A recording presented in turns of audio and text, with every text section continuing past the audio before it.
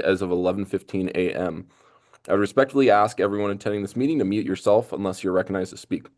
Please note that the committee meetings of the RTD Board of Directors will be held remotely via Zoom and will be audio and video recorded. The meeting recordings, along with the unofficial minutes of the meetings, will be posted as soon as possible on the board's website. During today's meeting, we're providing communication access real-time translation. This is also known as CART. Anyone who would like to access this service should send an email to the RTD board office at rtd.boardoffice@rtd-denver.com, and a link will be provided. Additionally, the CART transcript can be automatically translated into Spanish for anyone who'd like to access a live transcript of this meeting in Spanish. As well, there will be a live stream of this meeting available on RTD's YouTube page. Make sure you like and subscribe. I will now like to call the roll for the committee members. First Vice Chair O'Keefe. Present. Second Vice Chair Whitmore. Present. Secretary Nicholson. Present, attentive, and excited. We love it. And Treasurer Banker. Yes, I'm here too. Well, we love that as well. All right, I'm here as well. So we have 5 directors present for the executive committee. Good job, everyone. I would also like to say, for the sake of the record, we are joined by Director Guzman and Director Larson, and I believe that is it in regards to directors. So we'll make a note of that for the sake of the record. All right, we're moving on to public comment. I would like to open public comment to anyone who'd like to address the committee regarding any topic listed on the published meeting agenda for the current and immediately preceding month. If you wish to speak and have not already done so, please either raise your virtual hand or press star 9 on your phone. During this time, the committee will not offer any direct comments or responses. But however, if you'd like to be contacted regarding your public comment, please make sure you email the RTD board office at rtd.directors@rtd-denver.com. Are there any hands raised, Mr. Kroll?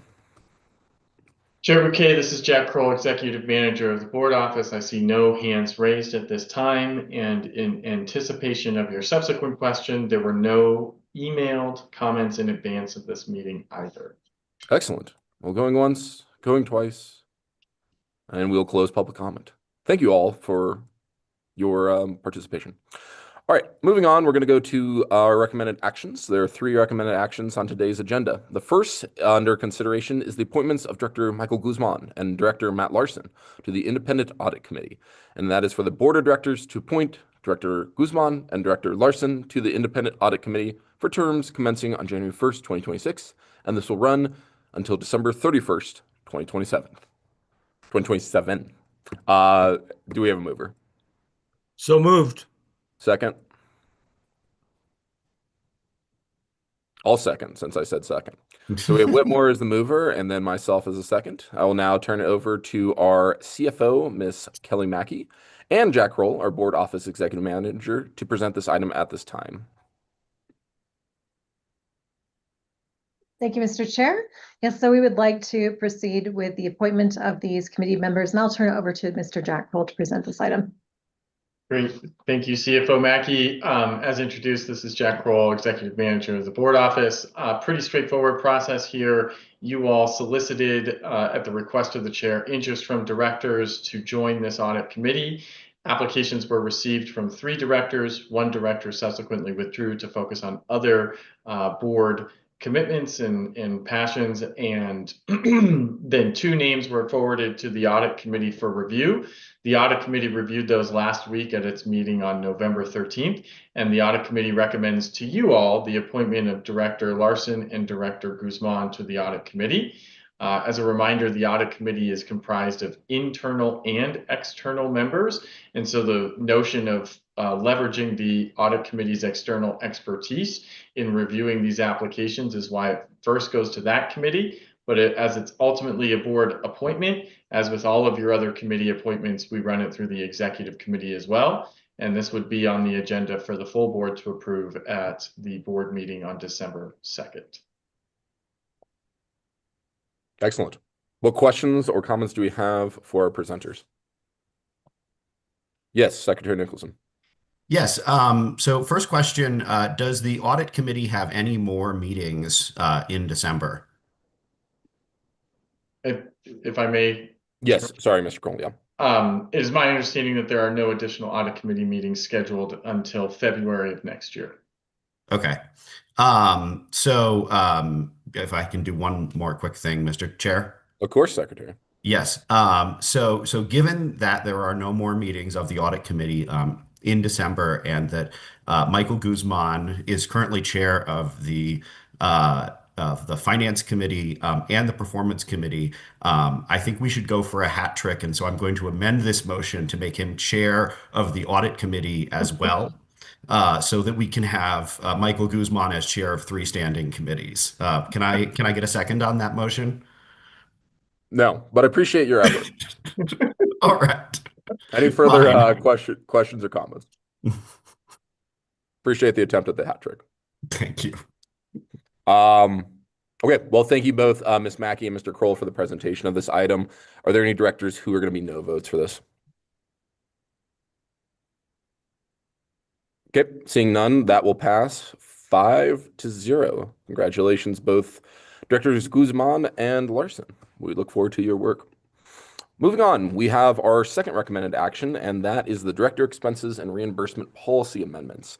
And that is for the Board of Directors to approve amendments to the Board of Directors Expense and Reimbursement Policy, which, if approved, will take effect on January 1st, 2026. Do we have a motion?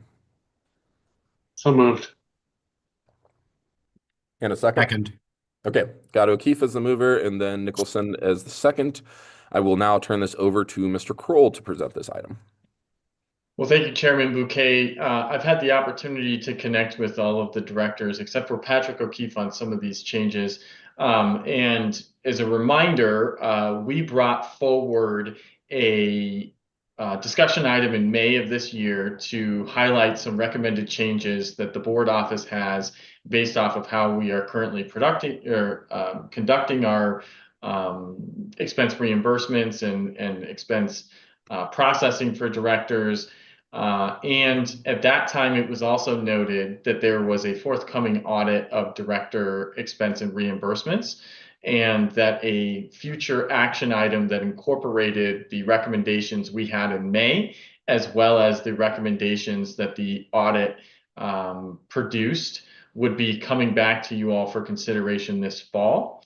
So that's the juncture where we are at. There are kind of 3 buckets of changes being proposed here. The first is a carryover from what was previously proposed in May.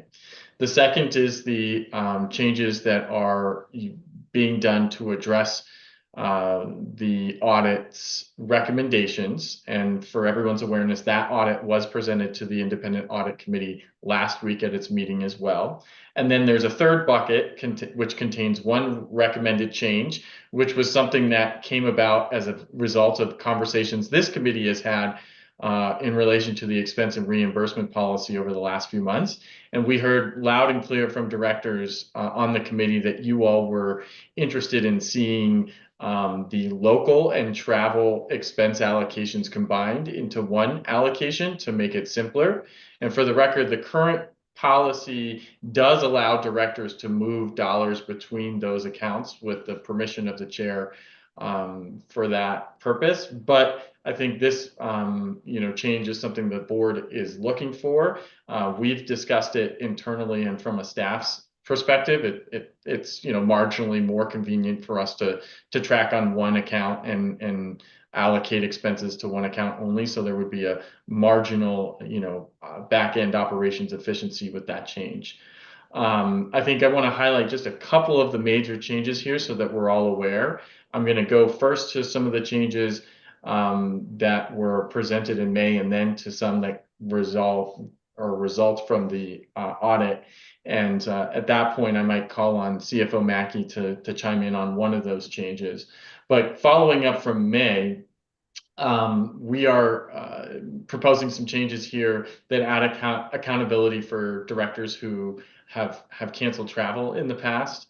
That does, while we're often able to get refunds for certain things, that does ultimately end up costing the agency money, and that's something we want to discourage. And so those changes are being proposed.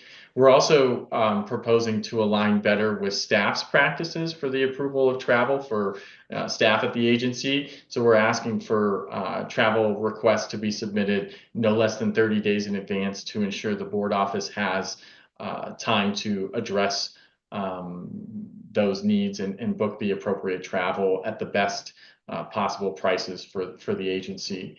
And we are also providing some clarity on the process to request reimbursement for eligible expenses not clearly identified in the policy.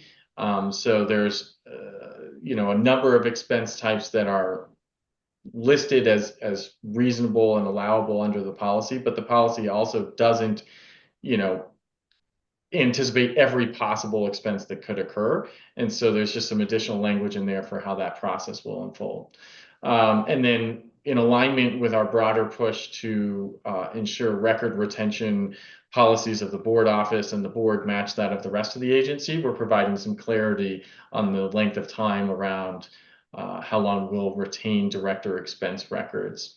And then from the audit that was accomplished and presented to the audit committee last week, there is a need to clearly define the documentation to record an expense for approval. That was a recommendation that we have. So we've added language there clarifying that we'll either use an email from the approving entity on the board, usually the chairperson, but in some cases not the chairperson.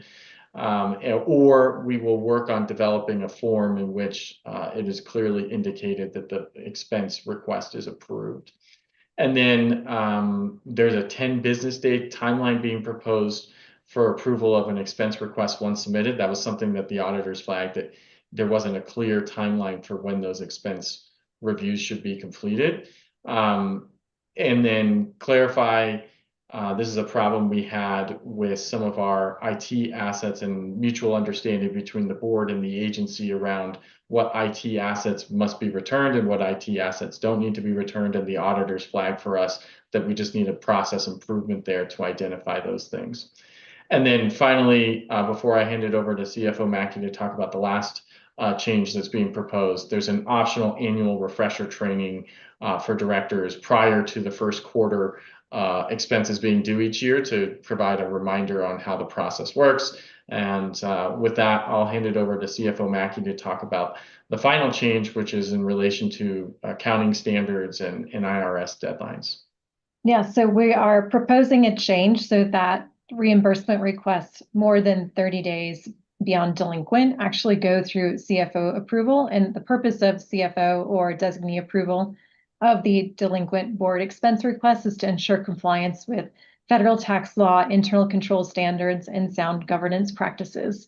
Because when a reimbursement request is submitted beyond the established timeframes, the transaction actually changes character under federal tax law. And routing late reimbursements through the executive committee, whose members may actually be the claimants, creates a self-approval risk. And late reimbursements implicate both payroll and accounting controls, which are under the CFO's jurisdiction. And we also need to determine proper accounting treatment and tax reporting for those. So that is the overall purpose. Excellent. All right. Well, thank you both, Mr. Kroll and Ms. Mackey, for the presentation. I do see First Vice Chair O'Keefe, you're recognized. Thank you, Mr. Chairman. Thank you for the update and for pursuing this. I can tell you that the last proposal for the CFO approval now that I understand the reason behind it, is consistent with corporate boards for approval. In fact, the CFO in a lot of cases is the approval mechanism, given the potential risk for an expense becoming income. And I think that's the thing we need to make really clear to someone is the later you go, the more likely the IRS can show up and slap you with a late payment penalty and a violation. So this is not bureaucracy, it's actually pretty serious tax law liability for individuals and the organization. Mr. Chairman, or maybe Mr. Kroll, why are we doing a voluntary training? Seems like if we're having issues with our expense reporting, it would be better to have people go through, take the training, and affirm that they understand it, and so we don't get any misconceptions down the road. I would actually, I'll make a motion after some discussion on it, but I think that should be a mandatory training in the first quarter. It's not that big a deal, and this is something that we're clearly having some trouble with. So that's the one change I would look at. So just to clarify, first Vice Chair O'Keefe, are you making that motion now, or? I was going to give Mr. Kroll, yeah, I'll make the motion and then Mr. Kroll can tell me if it's a ridiculous motion or if they're missing something on it. But I would make the motion that the training move to mandatory with the ability to submit any additional requests. So your expenses are shut off if you do not take the training. That's the repercussion for it. Everyone has 3 months to do it. It's not that long, and this is a relatively serious issue that seems to be, sometimes cavalier for some people. I'll Thank you. second it for discussion, and then Mr. Kroll, I'll give the floor to you as a response. Yeah, thank you, Chairman Bouquet and First Vice Chair O'Keefe for the question. I didn't have a preference as one way or another with respect to the nature of the training. I would say I erred on the side of making it voluntary, given the degree of risk that the auditors had highlighted for this potential change. It was not a particularly concerning component of their recommendations. The biggest concern that the auditors had, and CFO Mackey could confirm this or maybe provide additional insights if there's something I missed. But the biggest concern was the timing and just the consistent during the period of analysis that they looked at, the timing for expenses was such that about 54% of all expenses were submitted after the deadline. Mr. Chair, if I could Yes, sir. So I would assume that's part of the training, and I think the mechanism to make people understand the repercussions for this, if it's mandatory, then no one can say they didn't know. There couldn't be any misunderstanding, and if there is a misunderstanding, people need to know they have a chance to ask a question before there's a challenge with it. And I understand that you're probably not excited about making people follow bureaucratic processes. I'm happy to be the boogeyman on this. Okay. So we do have an amendment which would change it from voluntary to mandatory. Conversation or discussion from directors regarding the amendment. Director Nicholson, about the amendment, or? Yeah, so about the amendment, I would just say sounds good to me, but I have my hand up to speak after the amendment. Okay. Director Banker. I'll be a no vote, being an elected official that has, equal, I hate to use the word power, but equal relevance. I just don't think something like that should be mandatory. I think it should be strongly encouraged. It should be voluntary. And what I would appreciate most is just reminders from staff, because it's not something I remember to do on a timely basis. So to me, that would be the most helpful. Okay. Director O'Keefe. It's done. Okay. Any further discussion regarding the amendment? Okay, so we're going to vote on the amendment. Again, this would change the language from voluntary to mandatory. First Vice Chair O'Keefe. Aye. Second Vice Chair Whitmore. Aye. Secretary Nicholson. Yeah, this would probably help me follow the rules. Aye. Treasurer Banker. No. I'm also an aye, so it'll pass 4-1. I will note, Mr. Chair, if I could, for Treasurer Pinker, that if she requests that at full board, I bet it passes on her side. So, the flexibility may still come back when we go to the full board. Sure. And that is full board's discretion. Okay, so now the amendment has passed. Now back to the main motion itself. Secretary Nicholson. Well, I'm going to follow in First Vice Chair O'Keefe's wonderful footsteps and offer an amendment of my own. So I am someone who really prefers having sort of warnings before I have, oh God, things have escalated to the really bad level. And I think just knowing myself and maybe some of my friends who are on the board, that it would probably be helpful to have, if the goal is to keep staff from having to deal with extra work, to have off ramps that encourage people to address this before it gets to 30 days. So my proposal is actually very simple, that if a director's reimbursement, so this would not include things like per diems and stuff like that, that are, flights that are getting processed by staff. But in terms of reimbursements, if a reimbursement is more than 10 days past the deadline, then it will only be reimbursed at 90%. So you lose 10% basically. And if it's if you're late 20 days past the deadline, then you lose 20% of your reimbursement. And that should, I hope, encourage every director to get their reimbursements done by 10 days late and not come close to the 30 days that we're talking about here, and potentially burden staff, because it's money, it's very obvious and immediate money out of their pockets in dealing with it. And I think a very clear penalty that you can think about in your head and be like, okay, this thing is worth, fine, it's $100 thing, I'll live with the $10 or whatever it is, but at least it gives you that very simple, clear, this is how much it's going to cost me out of my own pocket if I don't take care of this. That works on me. I feel like it's worth putting in there to prevent stuff from waiting 30 days, but that's just where I'm at personally. So the language, could you say the language again? Yeah, so any reimbursements that are more than 10 days late are reimbursed at 90%, so you lose 10%. And then any reimbursements that are more than 20 days late are reimbursed at 80%, so you lose 20%. So easy to understand in your head that, 10, you lose 10, 20, you lose 20, basically. Yep. Is there a second?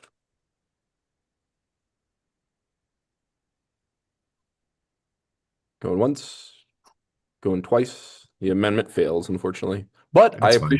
appreciate your comments and appreciate the creativity on the spot. My nannyism hit a limit today. Sorry, Secretary. Any further discussion regarding the main motion? Okay. Are there going to be any no votes regarding the motion as amended? Nope. Okay, that'll pass 5-0.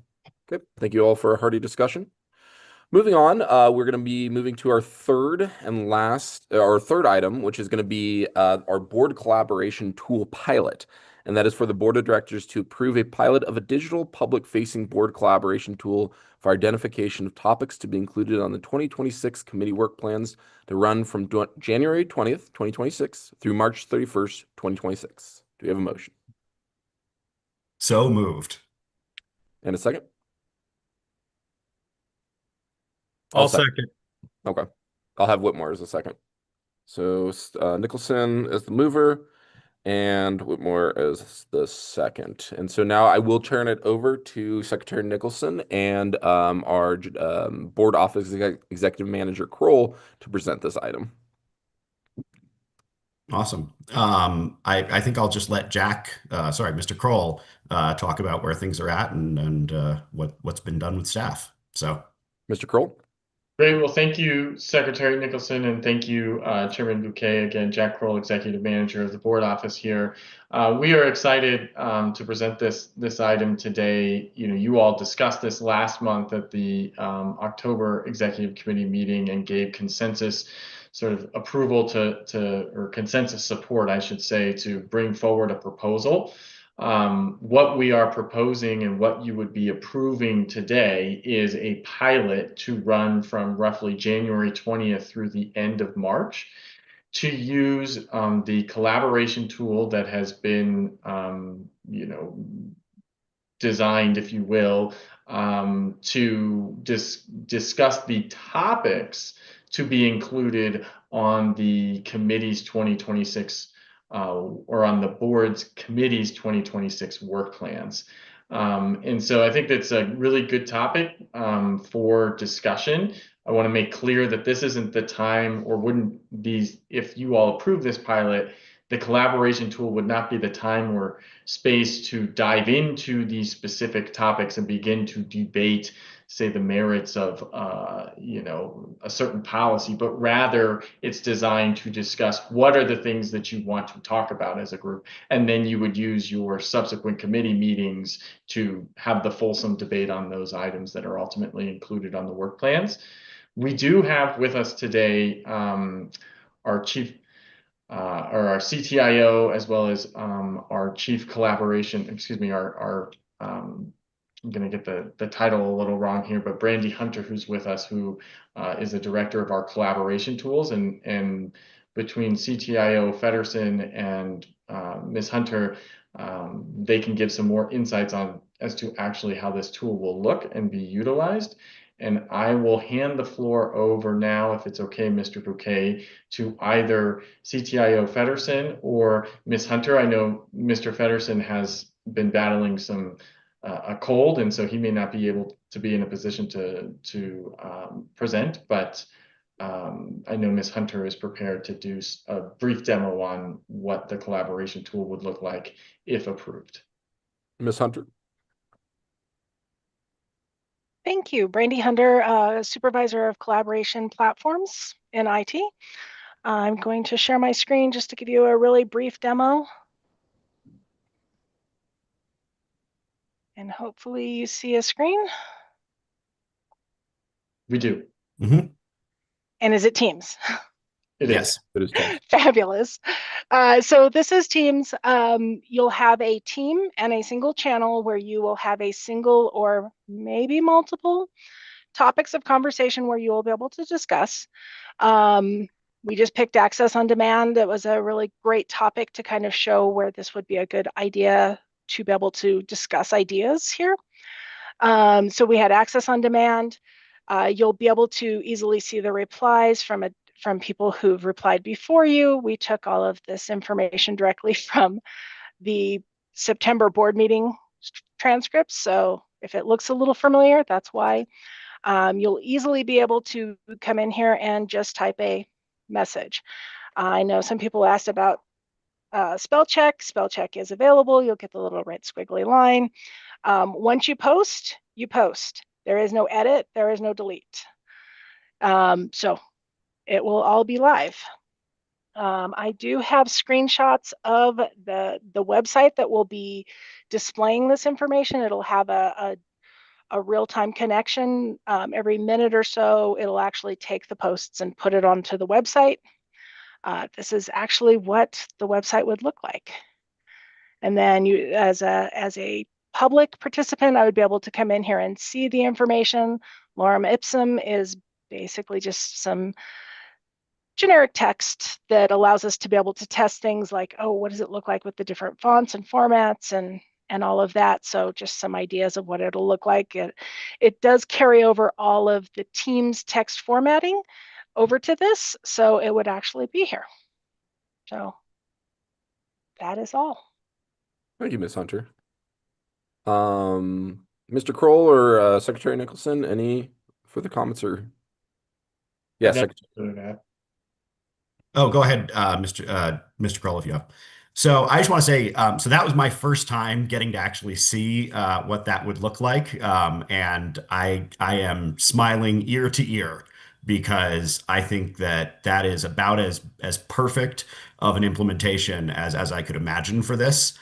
Just in terms of the simplicity and the ease of the public being able to follow what's going on, the real time, and the opportunity for us to have, a fulsome offline ongoing conversation. I mean, one of the challenges I think we had earlier this year when it came to the work plans was we did the really wonderful retreat and we had a conversation there, and then it was kind of a one by one conversation with some of the, committee chairs and this, and you couldn't, and it became really hard to talk about what do we actually want to do this year. And so, when Mr. Kroll came to me and said, yeah, why don't we use this to do the, the work plans? I think just the ability to be revising and actively talking about this and thinking about the timing and everything is going to be massively helpful at getting board cohesion and collaboration and consensus around what we're doing and visualization into it. So I just really want to thank, Mr. Kroll. I want to thank CTIO Feddersen, Ms. Hunter, I don't know if our wonderful general counsel is, oh yes, she is good, is on here, but GC Snyder was the first one I sat down with back in January, I think, February, to first sort of address the possibility of this. And legal was willing to venture on doing something like this, which I was absolutely just blown away and thrilled by the work that staff put in on a bunch of different levels to make this possible. And I just want to say thank you for everybody doing all the work they did. So. Perfect. Well, thank you, Secretary. Thank you, Mr. Kroll, Ms. Hunter, GC Snyder. Excellent work on all this. Mr. Kroll, I see your hand pop up, and then I'm going to recognize Director Larson. Great, thank you. I just wanted to add one more new piece of information and then do a reminder of what the goal is here. So the new piece of information is that for those who would like, we will have a training available prior to the launch of this tool so that directors can become familiar with how it works. And so look out for that. The goal is to have something launched by January 20th. So that would probably be something we engage kind of a couple weeks after the new year with the board on and offer that. And then again, I just want to put a really fine point on the notion of what you all are approving is discussion of items to go on to a work plan, not the space to then begin discussing those items in greater detail. I mean, I think it would be appropriate to share, hey, I think this is why we should be supporting this as an addition to our work plan, but not necessarily the space to begin to dive into any specific policy or governance related items specific to that proposed topic for the work plans. Perfect. Thank you very much. Director Larson. Yeah, I just wanted to ask a couple questions. Number one, why isn't it an appropriate space to delve into more detail about any topic? Number one. And number two, is the public able to participate in the discussion, or is there a way to make channels where the public could ask questions and we could respond? Mr. Kroll?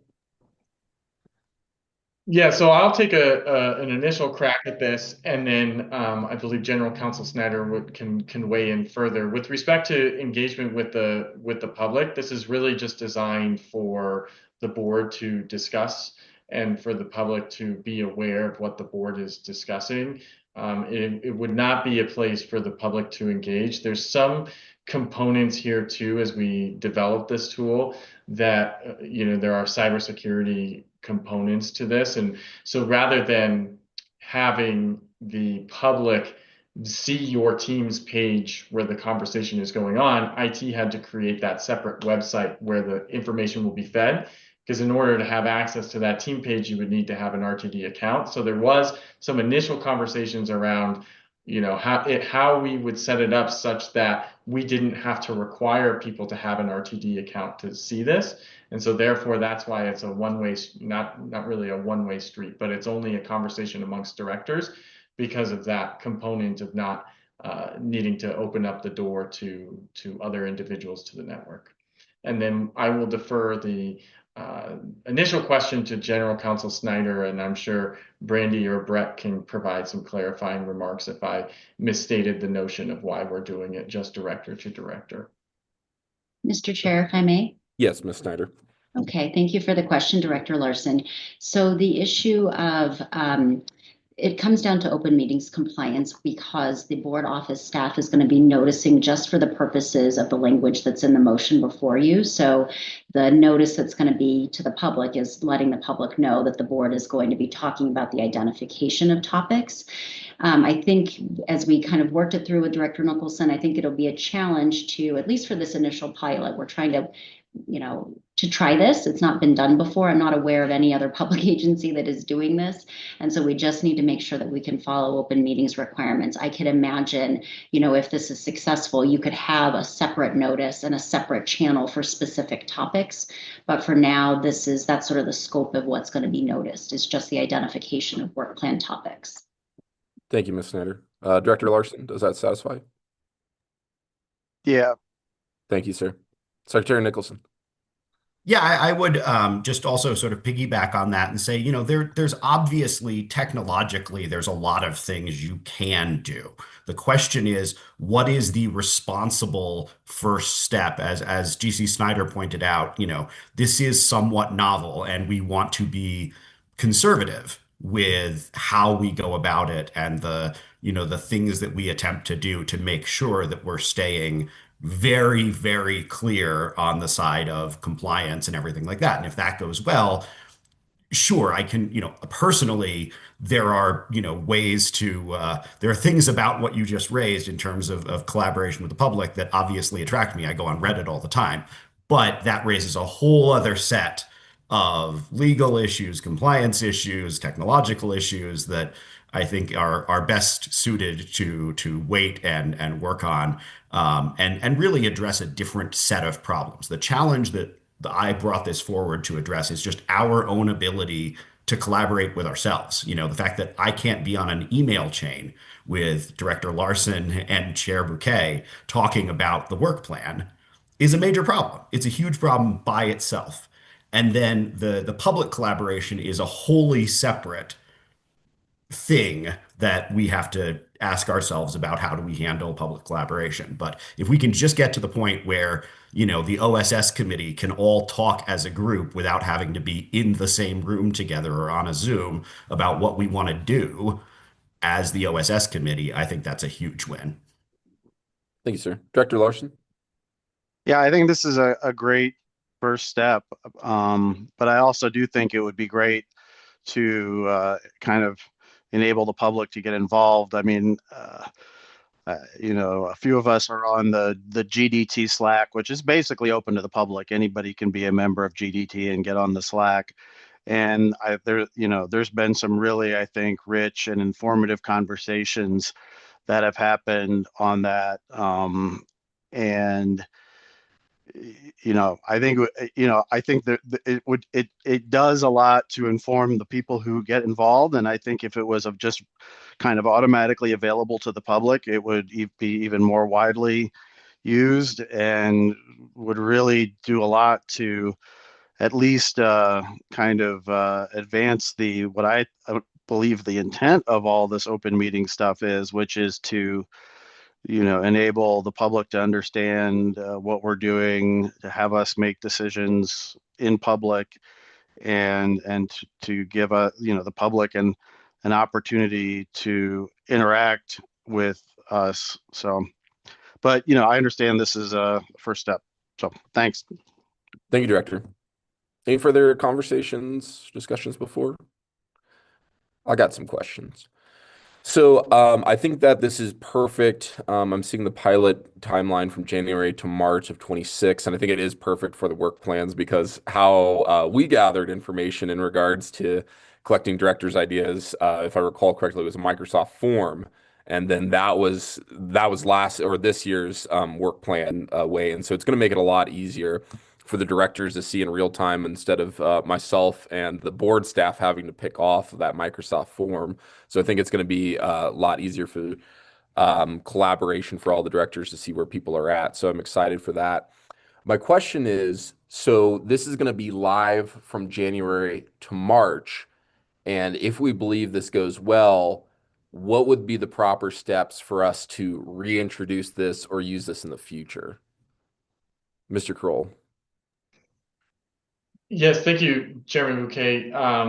As this concept was discussed between Director Nicholson, General Counsel Snyder, and myself, I think the notion is that the executive committee would then, have the ability, if this goes well and is a tool that you all want to continue to use, would have the ability to identify future topics for discussion by the full board. That's our initial thinking. And so, the executive committee could then say, hey, this really went well. We've got this other, concern or policy matter that we want to discuss further. We're gonna, approve a subsequent discussion on that. That's our initial thinking.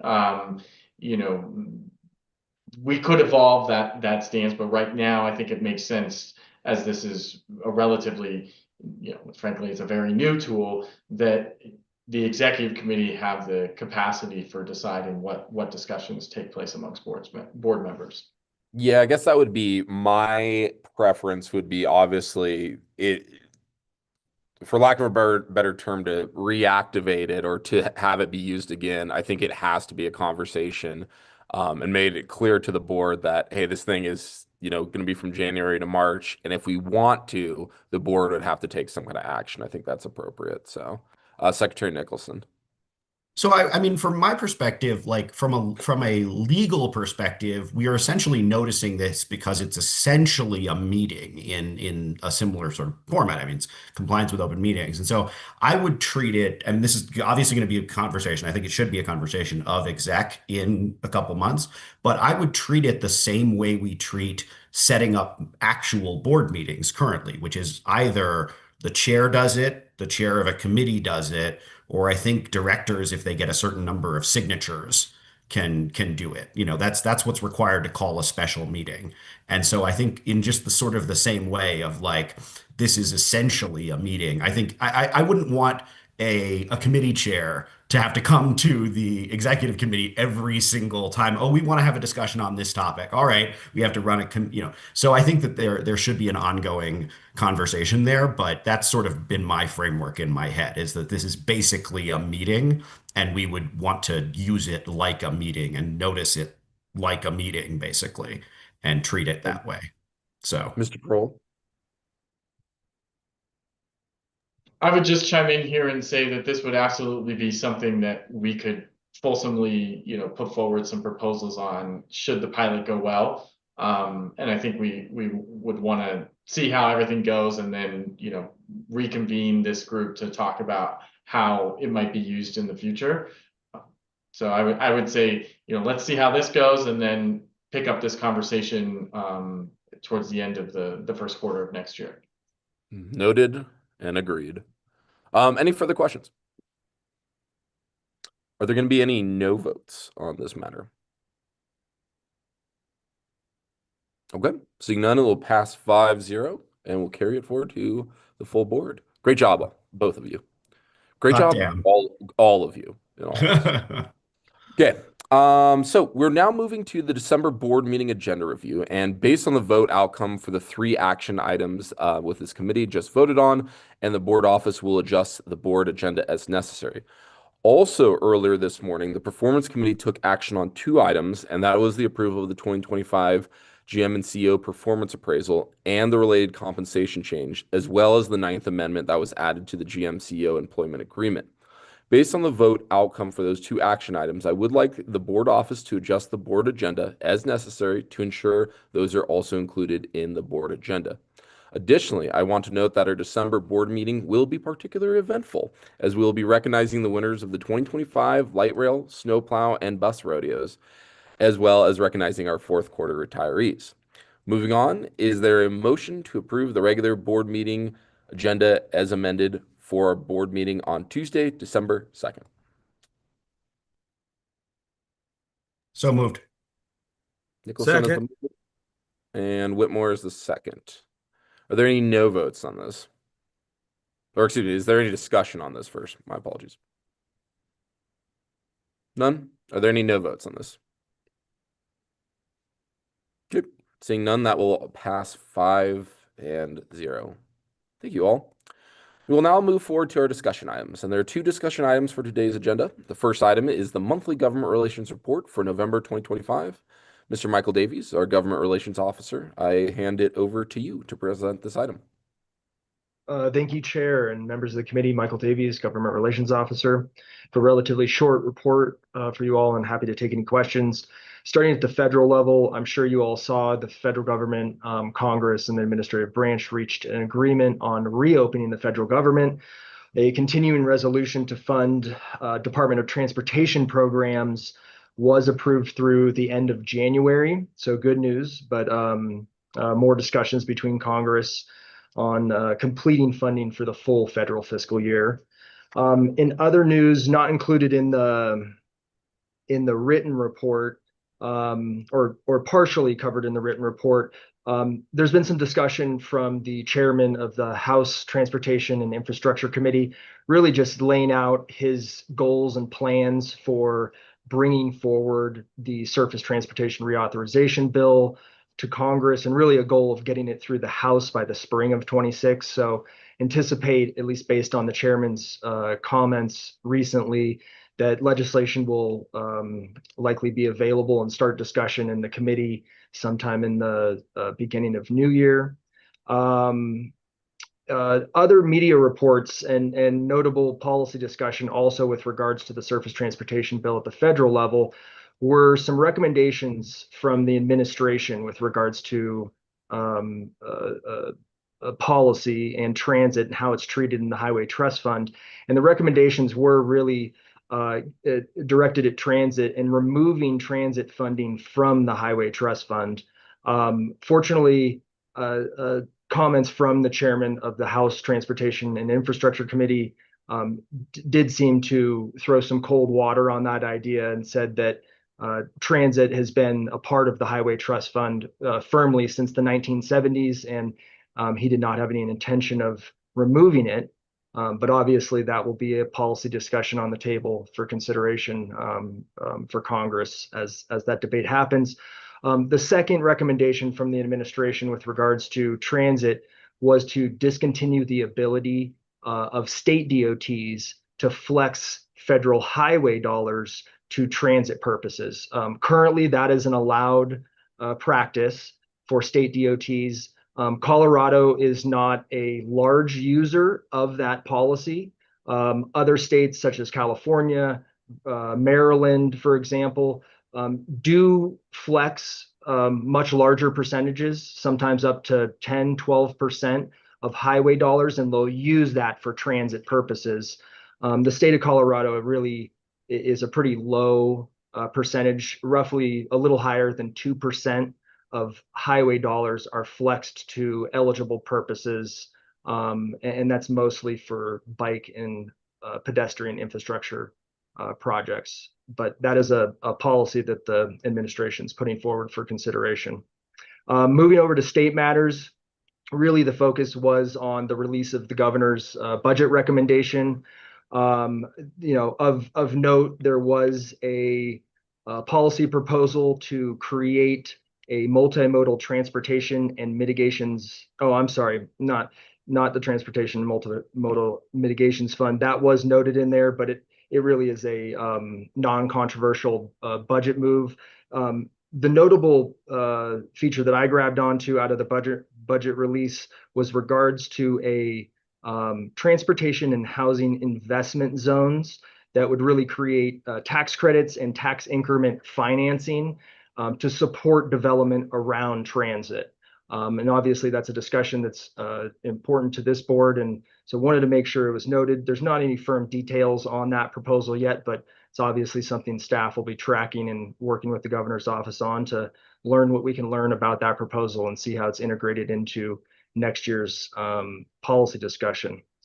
Moving over to the local section, really just a couple of events. Wanted to note myself, along with a number of other RTD staff, both from engineering and planning, did join Director Guzman at a community event held by Councilmember Darrell Watson. That's City and County of Denver Councilmember Darrell Watson, and Denver's Department of Transportation and Infrastructure. And it really was to get feedback from the community with regards to transit and other beautification matters on Welton Corridor.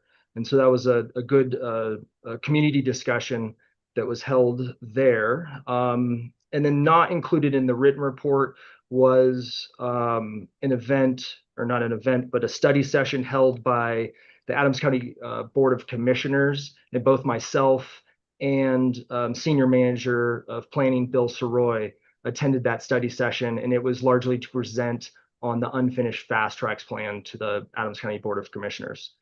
So with that, I'll end my report and happy to take any questions. Thank you. As always, thank you very much, Mr. Davies, for your diligent reports. Secretary Nicholson. Yeah, so I wanted to ask about land use specifically. Are you aware of any legislation being worked on that would affect RTD's ability to utilize our land? I know there have been bills in the past to do modifications to, what am I trying to say? Like lot sizes and things like that to upzoning.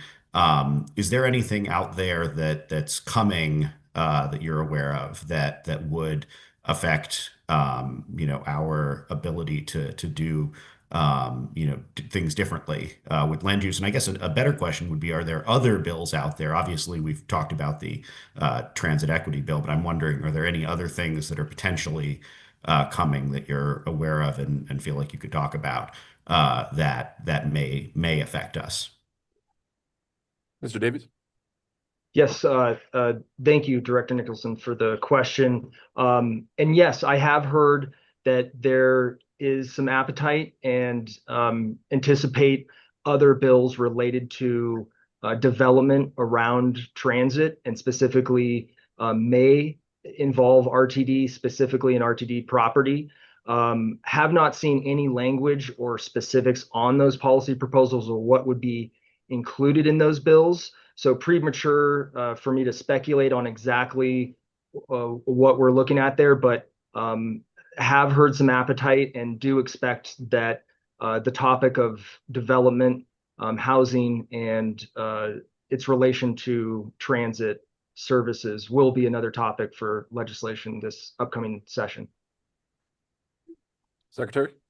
I would just follow up to say, are there any other things out there that you're aware of that, I mean, I'm not aware of anything else, but you're in more conversations than I am. So are there anything else there that, I mean, well, obviously the accountability committee is probably going to recommend some things, and that's probably going to turn into legislation. We're all kind of aware of that. Is there anything else out there that maybe we should know about that is in the water? Mr. Davies? Thank you. No, nothing beyond the comments that I've already made. With regards to the accountability committee, housing and infrastructure development is not part of their legislative charge. So I don't know if that will be part of their legislation. But as you mentioned, I would anticipate legislation being a part of that. But I don't think it'll be related necessarily to housing development. As I mentioned, there is appetite. I don't know if there's multiple bills coming, or if there is potentially one legislator who will bring forward a bill that I'm unaware of at this point, but I would anticipate at least one piece of legislation focused on development around transit. Thank you, sir. Any other questions or comments for Mr. Davies? Okay. Well, again, thank you very much, Mr. Davies, for your presentation. As always, it's very informative, and we greatly appreciate you for your work. Our last discussion item is going to be the 2026 Board Continuing Education and Study Session Planning. And I'm going to call on Mr. Kroll to present this item to the committee. Thank you, Chair Bouquet. As introduced again, Executive Manager of the Board Office, Jack Kroll. I'll be very brief here. Per your continuing education policy, which is a component of your Director Orientation and Onboarding and Continuing Education policy, we in the Board Office survey the board and senior staff each year to determine certain areas that the board could potentially pursue for continuing education and/or study sessions. The results of that survey are included in the packet. And this is just a space for you all as an executive committee to briefly discuss and flag for consensus some potential additional study sessions in 2026, potentially one or two more. I've also noted of the responses that were provided, several already are slated or potentially with the approval of a resolution that was passed by the Finance and Planning Committee at its meeting earlier this month. Additional study sessions for the calendar in 2026. And so with that, I leave it up to the board to discuss the results of the survey. And it need not be a long conversation, but it would be good to begin to lay the groundwork for the things that you all want to look into next year. Yes, Treasurer Banker. And thank you, Mr. Kroll. I'm wondering, has there been any discussion about having another board retreat? I thought the last one that we had in June was really helpful and I enjoyed it. And it seemed like having a discussion with everybody there and raising some issues might be a good venue for getting topic ideas. Yes, Mr. Kroll. Yes, there is a retreat planned tentatively, I believe, at this point for Saturday, February 6th. And then there is a subsequent date, excuse me, Saturday, February 7th. And there is a subsequent date being held later in the year for another mid-year retreat, just as you all had this year. There is an RFQ on the street for the procurement of a retreat facilitator that I have worked with Chairman Bouquet and First Vice Chair O'Keefe to put out. So that is very much in the works. Thank you. Thank you, Treasurer Banker. Secretary Nicholson. I did it again. I didn't unmute myself. I have really two that I think would be particularly helpful. I think one would be on community outreach, constituent engagement. I think it's a major part of what we do. I think we do it in maybe different ways and have different opportunities and avenues. And I think giving directors an understanding of the resources that are available, the sort of toolkits that are out there, and an understanding of sort of how to make this easy. Without that, it can be somewhat daunting. And I think that having an actual training on how to do this effectively with the limited amount of time that you have and, reach people and everything, a lot of people on the board now have had a year to do it and maybe have figured out some things, but especially, as we get a bunch of new directors in 27, it's something that I think we maybe could all use a refresher course in, because I really do think it's important. And then the second one is technology. We all get handed laptop software, all this stuff, and we all come at it with varying degrees of competence with technology tools. And I think that, being able to look at, what are the key pieces of technology that we are given, that directors should have, meaningful competency over and all of that, I think could be really helpful. So I think those are the two things that, just spotting this, I was like, those might be things worth giving to everybody. We all can use a tune-up. So thank you, Secretary. Treasurer Banker. Yes, Director Nicholson, are you referring to my difficulties with Zoom? No, I'm really not. This is directed at me. All of us, I think, have.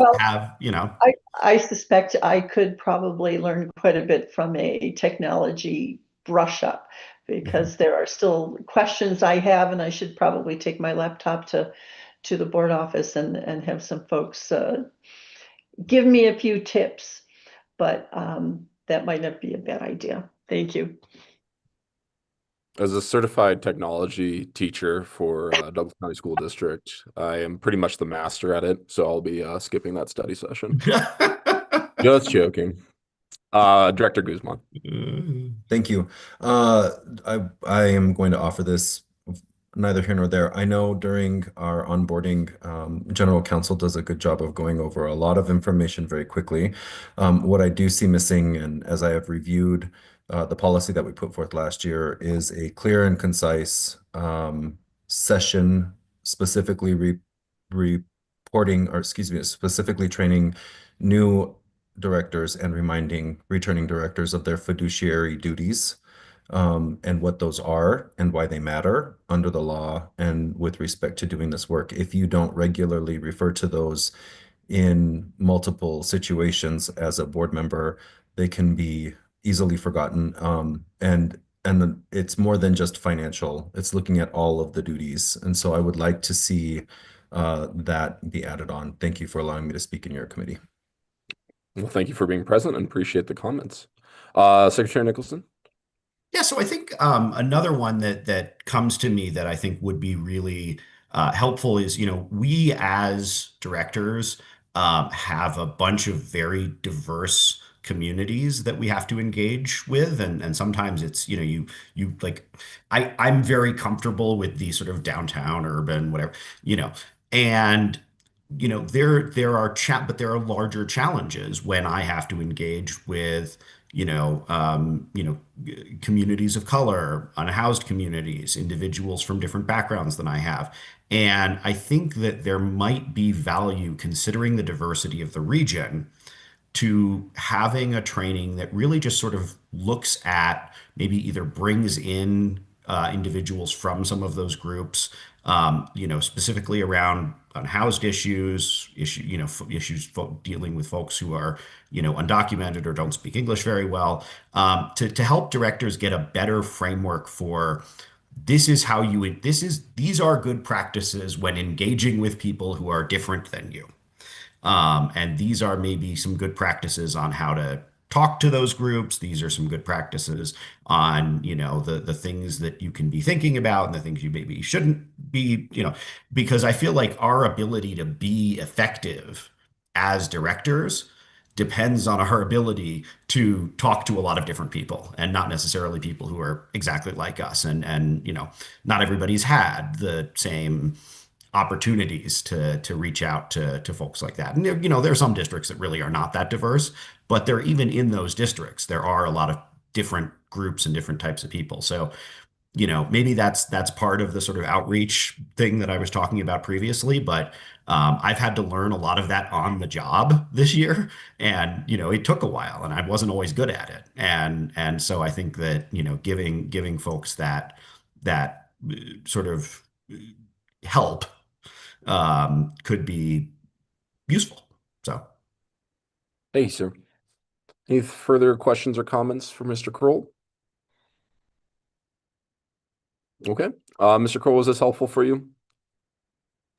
Yeah, thank you, Chairman Bouquet. I think we have already a number of study sessions that are in the works for next year, and so this is just a conversation we can come back to as the new executive committee is formed, and as conversations ensue really between the chair and the GM and CEO regarding the use of the board's time and how to use that most effectively.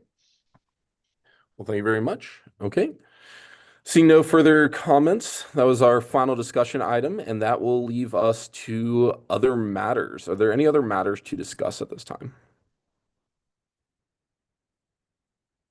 Okay.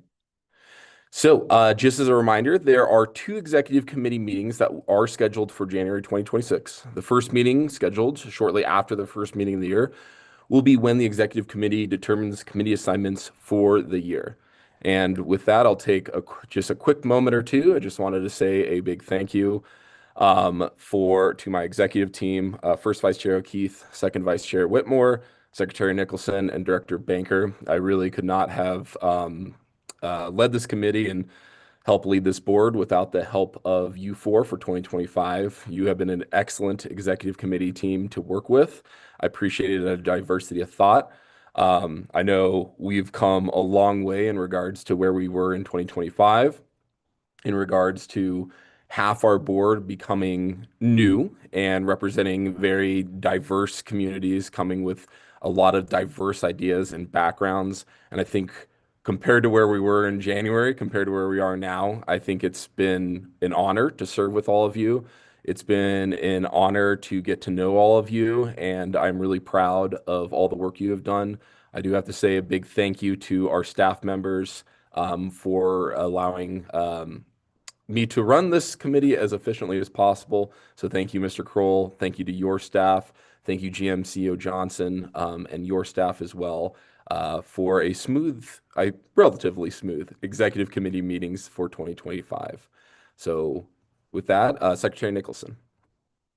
Yeah, I would just say, I think when I ran for this, I did not anticipate how much and how many complicated issues this committee would have to deal with this year, and we got a lot more done than I even expected we would need to. And you dealt with a lot of stuff extraordinarily well, Mr. Chair, and really everybody on this committee in taking on what I think is probably usually a pretty administrative and maybe boring set of responsibilities. I think that there's a lot of work product that we can point to that I think we handled really, really well, and I just appreciate your leadership. On this committee, and our vice chair, Mr. O'Keefe's, I should say, Director O'Keefe's leadership in being able to do so much. So thank you. Thank you for the words. First Vice Chair O'Keefe. Yeah, I just wanted to pile on with that and thank you and Troy Whitmore and the Boomerang, Karen Banker, for teaching us about how RTD operates. Having the experience in the years has helped me, and I'm sure it's true for Secretary Nicholson too. And I want to make a special call out for you accommodating all this work in a busy schedule, taking care of all your kids. And I know you've made personal sacrifices to make this happen. And I just wanted to thank you for doing that. Thank you, Director O'Keefe. Director Nicholson. Yeah, I would just one last quick thing, and this is not a dig to anyone else on the call, but thank you so much for not scheduling this at 7 o'clock in the morning when it would probably have been more convenient for you, and doing it at a time when I was not completely bleary-eyed and everything. So I really appreciate you fitting it into your schedule, Mr. Chair.